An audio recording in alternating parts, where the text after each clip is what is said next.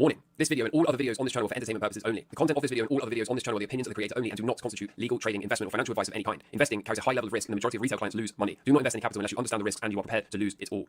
Alright, hello and welcome to Camel Finance. I'm your boy Camel, and look, I'm chuckling to myself a little bit here because I never really thought I was going to say this, okay? But I don't think Nancy Pelosi is a very good trader, okay?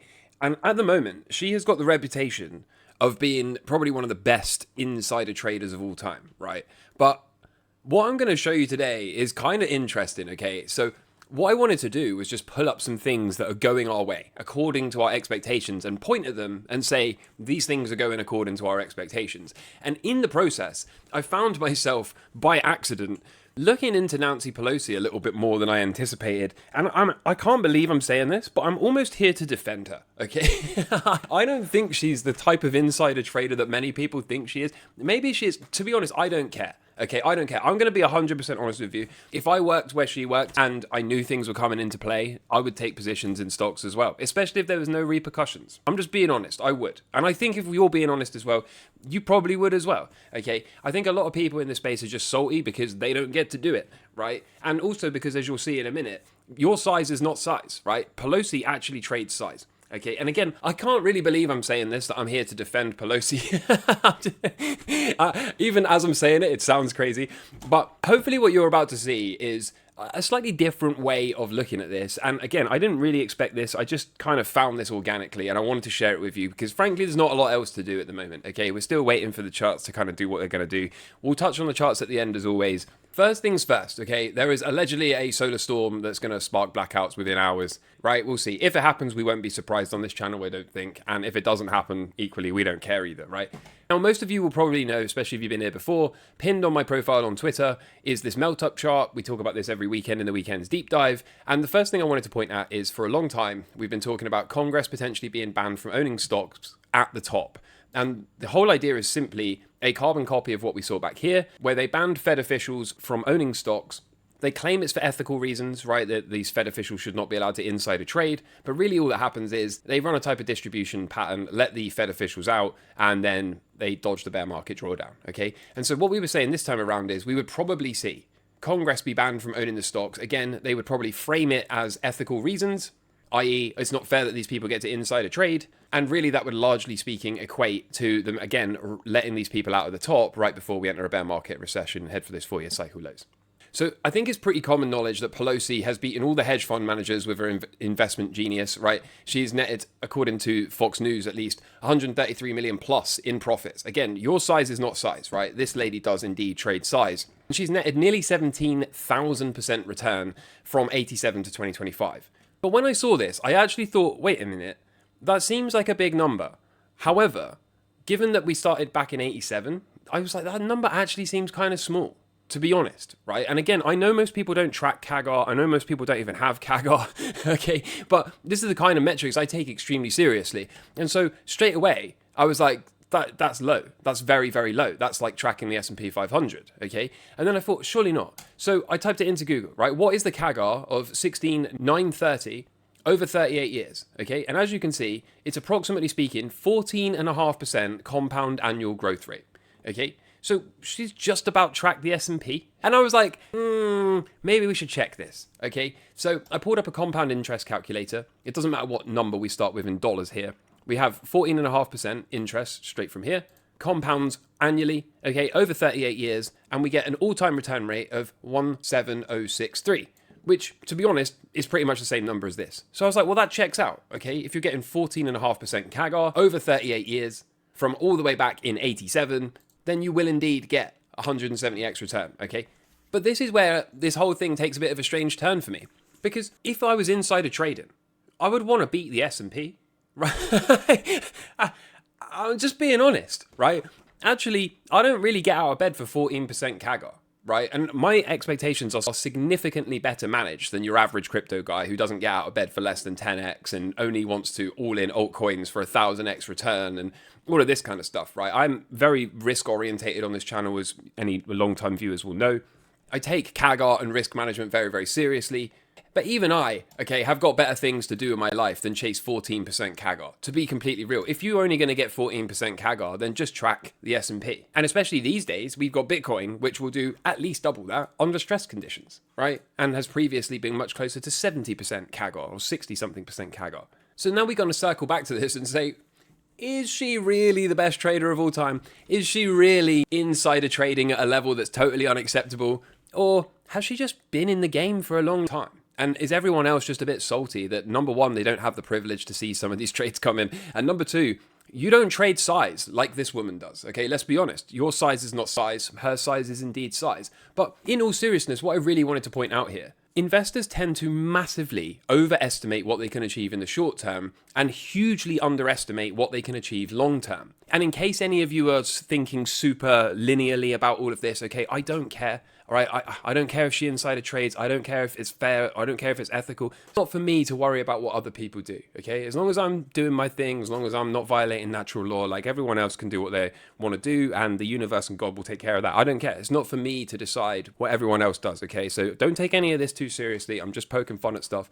But this is a really, really nice illustration because I don't know whether these numbers are real or not, okay? I don't know how much money she actually trades, how much size, I mean. I don't know how much return she's actually got. I don't know if we can believe Fox News. I don't really believe anything I read online or on the mainstream media. But I do understand the numbers. And if you started with just 5k and hit a measly 14% CAGR, by the time you're her age, you could have turned your measly 5k into 858k without adding any additional money, without supplementing, without paying monthly in, without DCAing into other assets, okay? By simply just getting 14% CAGR over 40 years, you can seriously increase the number of capital that you started with. And that's without having to chase shiny projects, without needing a 1000x gem and all of that other stuff, okay? And if you start with a little more size, let's say 50k, again, if you can just avoid large drawdowns, if you can just think longer term instead of shorter term, and if you can just barely outperform the S&P or just track the S&P 500, right? Or even maybe put half into Bitcoin if you're young, let's say you're 20 and you put half in the S&P, half in gold, half in Bitcoin,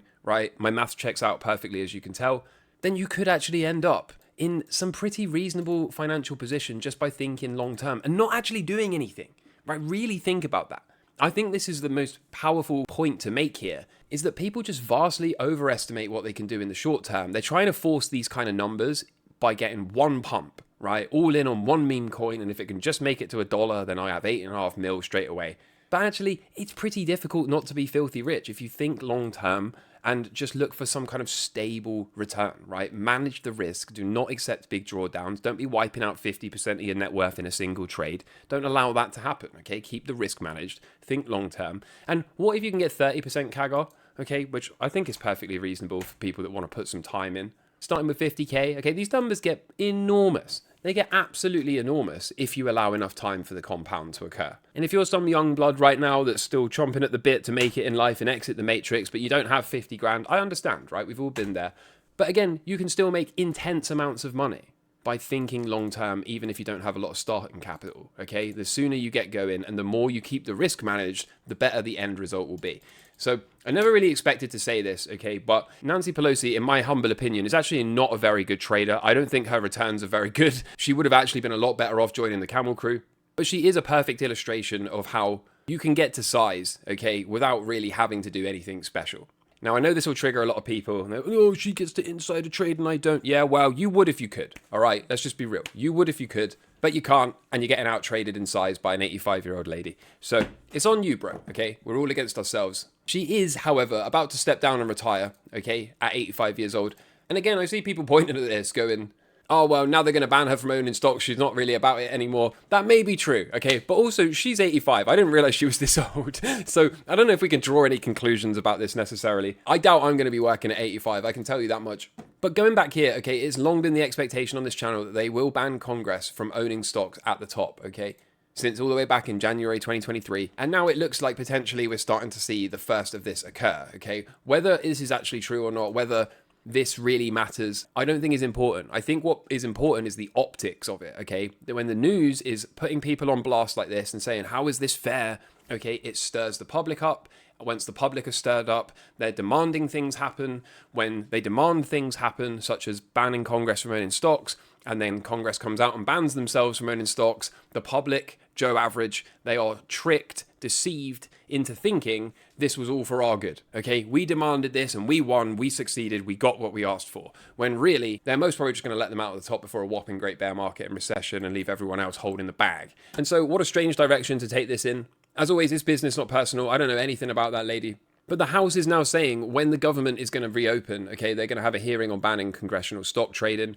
To me, this looks like they're using her as the fool girl. And again, I think it's that whole problem, reaction, solution thing, right? They're going to get people jumping up and down and go, oh, ban them, ban them. They're just going to let them all out of the top and leave everyone else holding the bag. But I think this is coming soon, okay? And the reason I say this is coming soon is because we are in that final blow off top moment, okay? We just keep going more and more vertical, as you can see from this. And those 4-year cycles are due, right? So I make the case that some blackouts would be in line with our expectations. I also make the case that Congress being banned from owning stocks at the top of a parabolic blow off top after everyone was doom posting at the lows would also be going our way. I think we can see them using Pelosi as the kind of poster child for this whole movement. Surprisingly, Pelosi's returns are not that good, but they are a perfect illustration of why people should try to think long term in this game. And it does seem like we are nudging ever closer to actually getting the stock ban as we approach the top of a parabolic blow off top in the stock market. I also wanted to point at this because Trump is now talking about 20 trillion being injected into the US economy. He says by the end of this year. Okay, he's wrong about that. He is absolutely wrong about that. There is zero chance, in my humble opinion, that he is going to be injecting, or anyone for that matter, anywhere near 20 trillion this year. Okay, they do not tend to do massive printing and QE and stimulus at all-time highs for the stock market with high interest rates and all that kind of thing. We've done this to death. You already know. And if you don't know, you just need to go back and watch some other videos, right? Or go and do your own study. But they do not do printing. They do not inject 20 trillion here with everything at all-time highs. Okay, it's just not how the real world works. But that 20 trillion number is another point in our favor because for a long time, on the right-hand side, in pink text, we have had the market finally bottoms when the Fed launches record QE 10 or 20 trillion. So I'm again going to point at this and say the Camel Crew is on top of this like no one else is, frankly. And then over in the world of Bitcoin, before we have a look at some charts, Bitcoin News retweeted this, so shout out Bitcoin News for that, I appreciate it.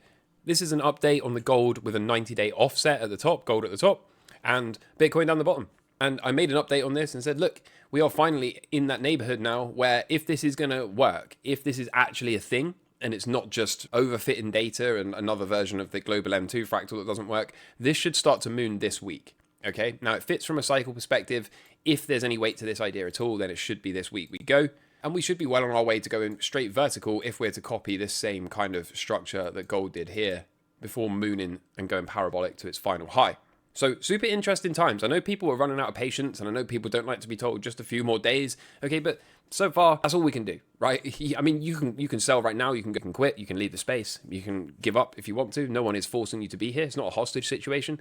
But for me, I've waited this long. I'm okay with waiting a few more days to see what happens. And we'll learn something either way, okay? If we blast off, we might be able to say, okay, this has actually turned out to be edge, okay? This did actually have some kind of seemingly predictive power over Bitcoin. It does seem to be leading to the upside.